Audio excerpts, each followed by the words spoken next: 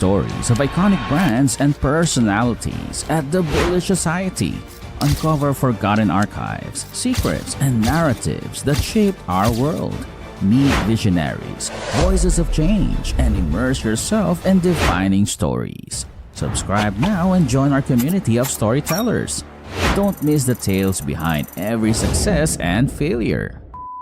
Barnes & Noble's pinnacle unfolded in the mid-2000s, marked by profitability, soaring stock prices, and expansive growth, reaching a climax with 726 stores in 2008. However, the narrative took a downturn by 2018. In February, the ominous announcement of 1,800 layoffs served as a financial tourniquet. July brought a surprising twist with the CEO's abrupt departure, initially veiled in ambiguity but later disclosed as a response to allegations of sexual harassment. This marked a poignant shift in the trajectory of Barnes & Noble's story. As the year drew to a close, publishers, similar to literary soothsayers, sensed the impending storm. Rumors swirled that the company teetered on the brink of closure, a perilous dance on the precipice. Reports whispered of a quest for saviors, and in the following year, salvation arrived in the form of new owners. With a stroke of change, hope flickered, setting the stage for a potential resurgence. As we rewind to the beginning, Barnes & Noble's colossal presence finds its roots in three distinctive eras. The inaugural chapter, the Barnes & Noble era, unfolds in 1917, a convergence of minds, William Barnes and Gilbert Clifford Noble. What began as a modest New York City bookstore serving academia evolved into a wholesale haven with a landmark flagship store on Fifth Avenue. This mammoth emporium, not only known for its efficient book dispensing system and the novelty of instrumental music, but primarily for its sheer magnitude, marked a literary cornerstone. The second era, aptly named the Expansion Era, finds its genesis in the early 1960s, fueled by the tenacity of Leonard Rio, juggling engineering classes at NYU by night and working at the school's bookstore by day. Rio's vision unfolded in 1965 with the opening of his college bookstore. Buoyed by its success, he reinvested profits, opening 4 more stores. In 1971, armed with a $1.2 million bank loan, he acquired Barnes & Noble. Noble had departed years before the flagship store's inception, leaving the Barnes family in charge until John Barnes, the founder's grandson, passed away in the 1960s. The company changed hands, finding its way to new owners who struggled to steer its course. Leonard Rio, an unexpected maestro, seized the reins and redefined the narrative. He transformed existing bookstores into Barnes & Noble outlets, broadening the customer base beyond students, offering non-fiction works beyond textbooks. He opened a colossal complex for discounted books, expanded into bordering states, and in a pioneering move in 1974, launched some of the industry's first commercials. The new tagline, of course,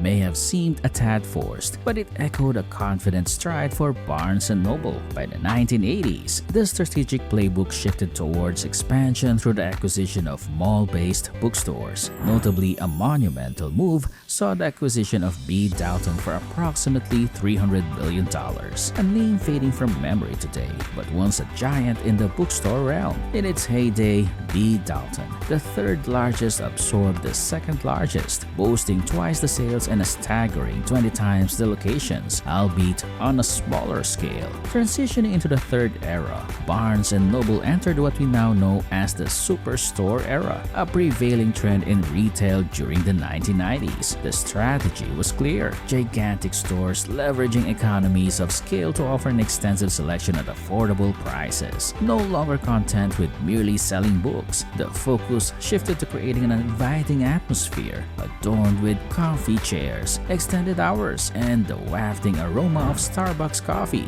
thanks to a strategic partnership. In 1993, Barnes & Noble embarked on a transformative journey with an initial public stock offering, channeling funds into the establishment of numerous stores under a revolutionary concept. Simultaneously, the era witnessed the gradual closure of outdated B. Dalton locations, reflecting the industry shift mirrored by Borders bidding fair farewell to Walden bookstores. The 1990s marked a seismic industry transformation, with Barnes & Noble and Borders spearheading the evolution, reshaping the retail landscape. As these giants pursued superstores, a controversy unfolded, casting a shadow over independent bookstores, a sentiment poignantly depicted in the 1998 film You've Got Mail. Beyond cinematic resonance, the year bore witness to an antitrust lawsuit, a testament to the dominance Borders and Barnes & Noble asserted over book sales. Ironically,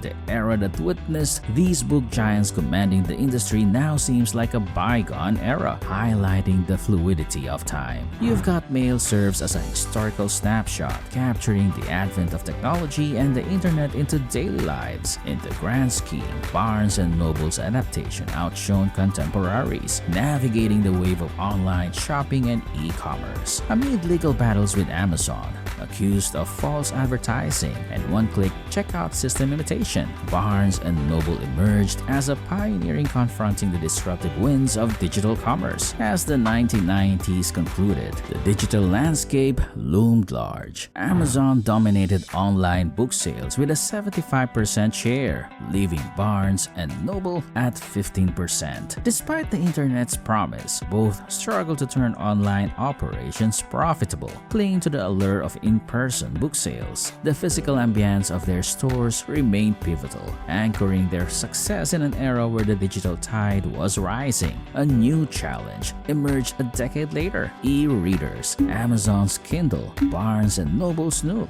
Apple's iPad, and Borders' Kobo entered the arena. The Nook, a substantial investment, faced shareholder dissent, advocating for a focus on physical stores. CEO William Lynch, with expertise in e-commerce, grappled with the struggle to expand beyond existing customers, possibly hampered by a lack of competitive apps. Despite efforts, the Nook struggled in the face of fierce competition from tech giants. In 2012, a glimmer of hope emerged with a $300 million infusion from Microsoft, envisioning a revitalized partnership. However, the Nook's fortunes continued to decline, leading to speculations of independence for the Nook and its education business. Fate took a turn, with the Nook retained, while other aspects ventured into uncharted territories of corporate evolution. Amidst earnest efforts, the Nook venture failed to bear fruit for Barnes & Noble, facing the relentless dominance of Amazon in the digital and e-commerce sphere. However, a compelling comparison emerges with Waterstones, a British bookstore giant, facing its own trials in 2011 until the arrival of seasoned industry player James Daunt, known for his successful revival of bookstores, including his own small London chain.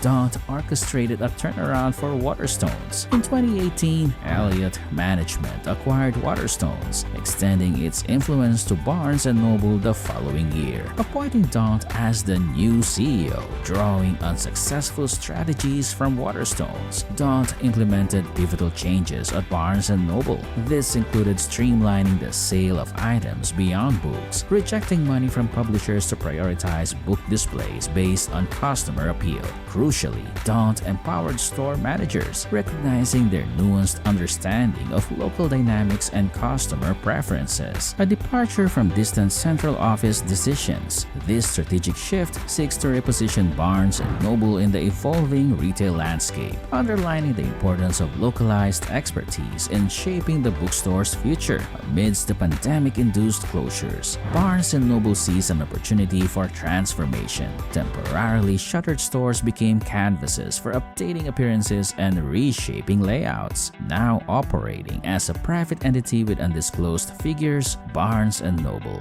though perhaps not reclaiming its former glory, hints at a positive reversal. Sales have surged, and ambitious plans to reopen stores are on the horizon. Thanks for joining us on this captivating journey through the stories that shape our world.